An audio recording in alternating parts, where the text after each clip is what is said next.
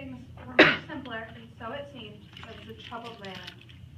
There lived a great but yet evil man named Macbeth. He was a great warrior. Hail, hail! Hail, Macbeth! But he and his wife, Lady Macbeth, were power hungry. MacDonald was the leader of a resistance against the king. Macbeth killed MacDonald himself in battle. King Duncan, overjoyed, decides to make Macbeth his new Thane of Cawdor. Macbeth said, "I am what I am. I will fight for freedom." King Duncan said, "He's dead. I must thank Macbeth. The Thane of Cawdor will be executed. Macbeth will be promoted." The previous Thane of Cawdor would be executed.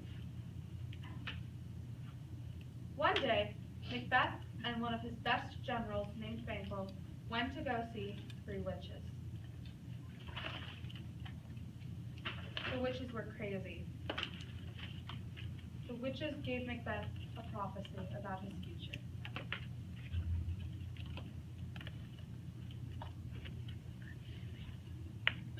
Banquo was suspicious because the witches have been known for tricking people.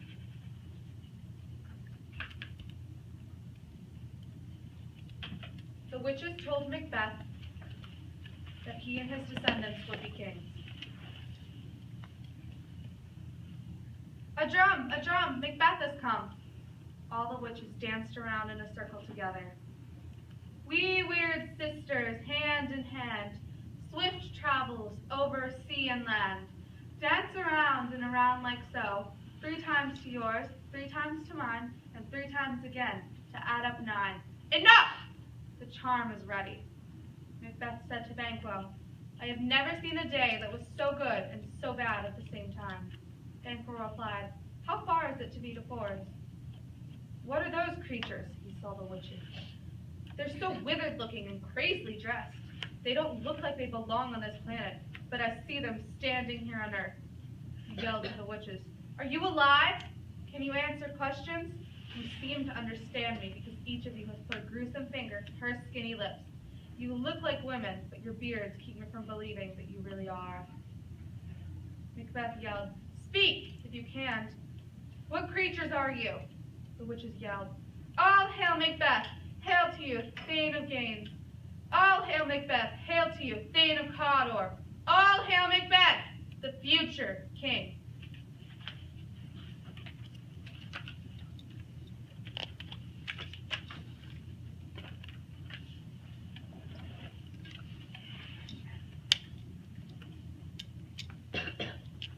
The mights and Thane of Cawdor, the greatest is behind. 2 truths are told as happy prologues to the swelling act of the imperial theme. Cannot be ill, cannot be good. If ill, why hath it given me earnest of success, commencing in a truth? I am Thane of Cawdor. If good, why do I yield to that suggestion, whose horrid image doth unfix my hair, and make my seated heart knock against my ribs against the use of nature? Present fears are less than horrible imaginings.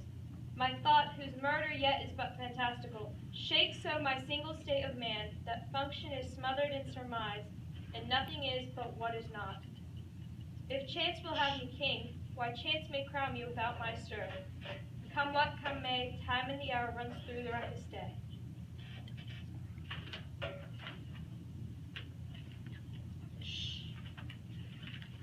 While on his way to King Duncan's party, Macbeth questions his best friend, Banquo, and thinks of killing the king to make the prophecy a reality. Macbeth went to go thank King Duncan for his promotion.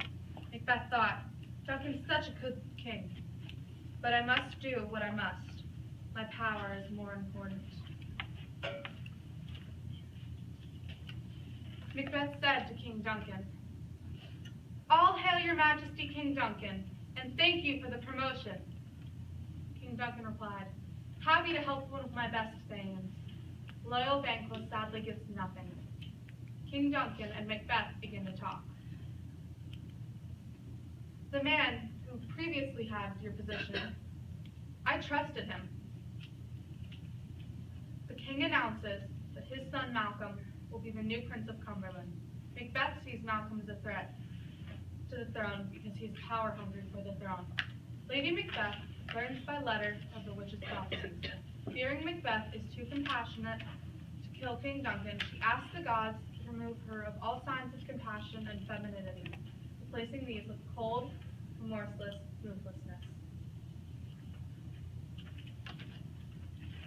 They met me in the day of success, and I have learned by the perfectest report they have more in them than mortal knowledge. When I burned in desire to question them further, they made themselves air into which they vanished. Whilst I stood wrapped in the wonder of it, came missives from the king, who all hailed me Thane of Cawdor, by which title before these weird sisters saluted me, and referred me to the coming on of time, with Hail, King that shalt be! This have I thought good to deliver thee, my dearest partner of greatness, that thou mightst not lose the dues of rejoicing by being ignorant of what greatness is promised thee. Lay it to thy heart, and farewell. Glamis thou art, and Cawdor, and shalt be what thou art promised. Yet do I fear thy nature. It is too full of the milk of human kindness to catch the nearest way. Thou wouldst be great, art not without ambition, yet without the illness to attend it. What thou wouldst highly, thou wouldst holily, wouldst not play false, and yet wouldst wrongly win. Thou'dst have, great Glamis, that which cries, thus thou must do, if thou have it, and which that rather thou dost fear to do, than wishest should be undone. Hide thee hither, that I may pour my spirits in thine ear, and chastise with the valor of my tongue all that impedes thee from the golden round, which fate and metaphysical aid doth seem to have thee crowned withal. The raven himself is hoarse that croaks the fatal entrance of Duncan under my battlements. Come, you spirits that tend on mortal thoughts, unsex me here, and fill me from the crown to the toe, top full of direst cruelty. Make thick my blood, stop up the access and passage to remorse, that no compunctious visitings of nature shake my fell purpose, nor keep peace between the effect and it. Come to my woman's breasts, and take my milk for gall, you murdering ministers, wherever in your sightless substances you wait on nature's mischief. Come, thick night, and pall thee in the dunnest smoke of hell, that my keen knife see not the wound it makes, nor heaven peep through the blanket of the dark, to cry, hold, hold!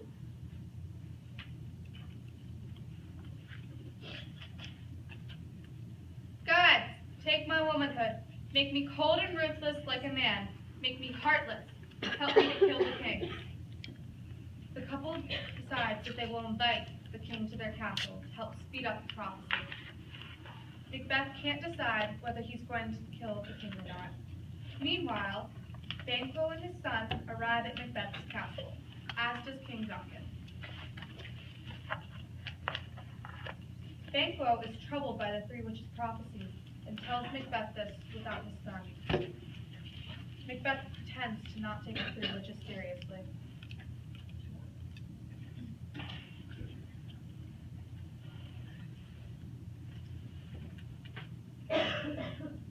Friend, you're worrying me with all these black magic prophecies that you put your trust in. Macbeth replied, No, it's all right. I know that they are phony, but do me a favor and tell me when King Duncan is asleep. Banquo was hesitant, but he agrees, and alerts Macbeth and Lady Macbeth when King Duncan is asleep. Macbeth and his wife talk. Lady Macbeth pushes for Macbeth to murder the king. She cries out, Please, darling, you know it is what must be done. But it's wrong, Macbeth said. You must, or I will. Lady Macbeth, with a sense of urgency, takes a knife and is headed into King Duncan's guest bedroom. When she sees him, she thinks, he looked just like my father. She rushed back to Macbeth and fell to her knees. You must. I can't. Myself. Macbeth thought, I can't. But he said, all right, give me the knife. Macbeth took the knife. He crept closer and closer and closer to King Duncan's bed. His breath fell short in his chest.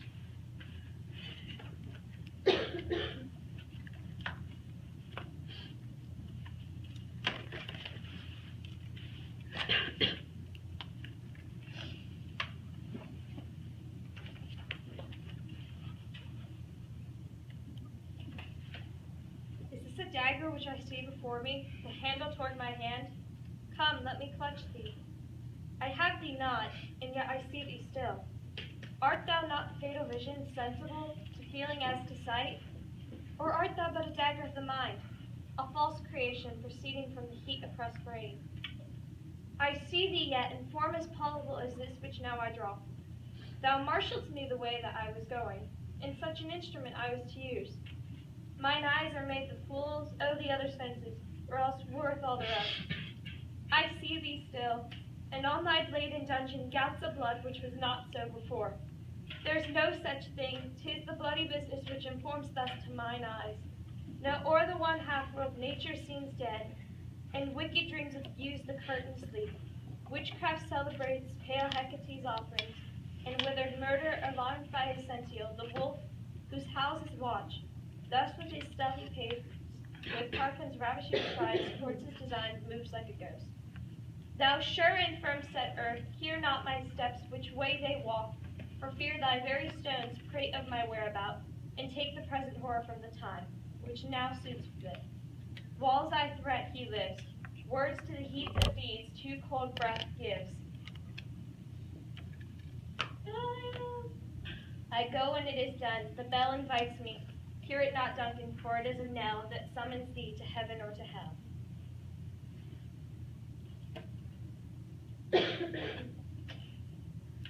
Then he closed his eyes. He thrust the knife deep into King Duncan's chest. He pulled it out and he threw it across the room. Then he ran from the room, leaving Duncan alone to die. He returned to his wife. You didn't kill him, did you? I did. Good. And only a little water will wash away our guilt. The two retired to their bedroom when knocking is heard. Macbeth, awake! Macbeth, awake! The king, the king! The knocking was from Lennox, Macduff, and two guards. Macbeth, awake!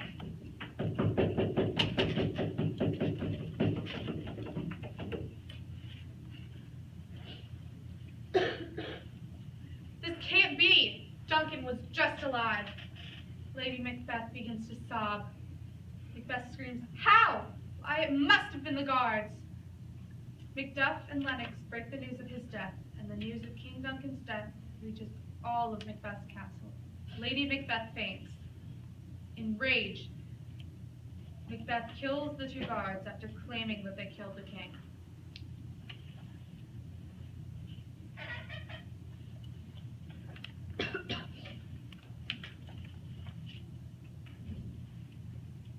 This was to remove suspicion of them killing King Duncan.